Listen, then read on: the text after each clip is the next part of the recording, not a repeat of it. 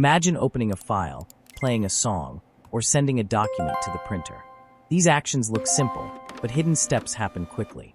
Applications cannot directly control the disk, speakers, printer, memory, or processor.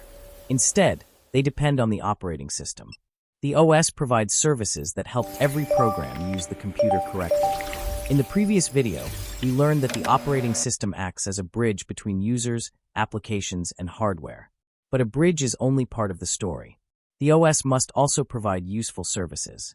These services allow programs to run, store data, communicate, handle errors, and access devices without damaging the system or other programs. Think of the operating system as a hotel manager. Guests do not directly enter the kitchen, laundry room, or maintenance area. They request help through the manager. In the same way, applications do not directly control hardware. They request services from the OS, which performs work safely on their behalf.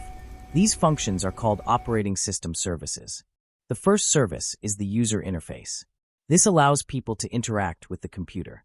Some operating systems provide a graphical user interface where we click icons, buttons, menus, and windows. Others provide a command line interface where users type commands. Both methods help users communicate with the OS and tell computers what to do. The next service is program execution. Whenever you open an application, the OS loads the program into memory, creates a process, gives it CPU time, connects needed files or libraries, and starts running it. When the program finishes, the OS removes it from memory and releases its resources. Without this service, applications could not run properly.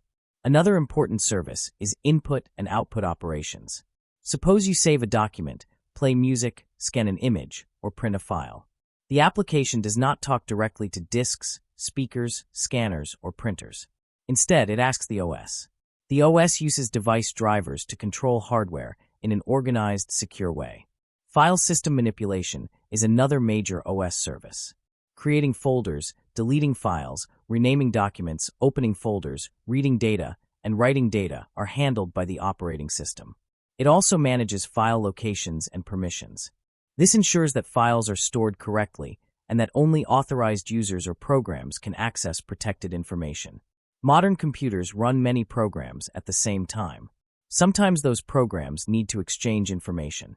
The operating system provides inter-process communication, also called IPC. Programs may communicate through shared memory, message passing, pipes, or sockets. This service is essential for browsers, chat apps, games, cloud tools, and network applications. The operating system constantly watches for problems. If memory fails, a disk is full, a program crashes, or a device stops responding, the OS detects the error and tries to recover.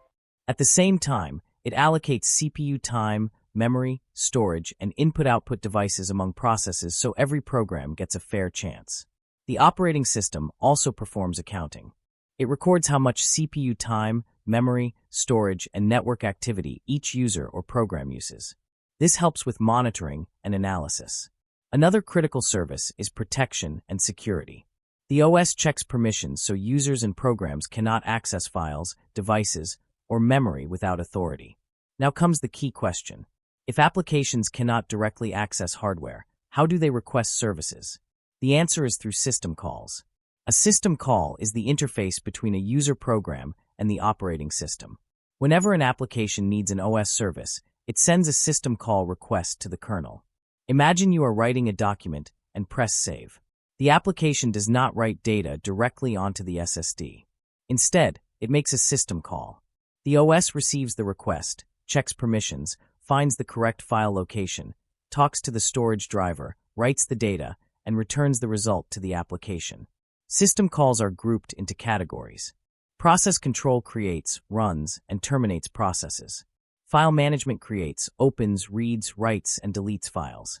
Device management communicates with hardware devices. Memory management allocates and releases memory. Information maintenance retrieves system details. Communication calls allow processes to exchange data on the same computer or across a network. To summarize, operating system services are the functions every application depends on, and system calls are the safe doorway used to request them. In the next video, we will explore operating system structure and architecture, and see how the parts of an OS are organized.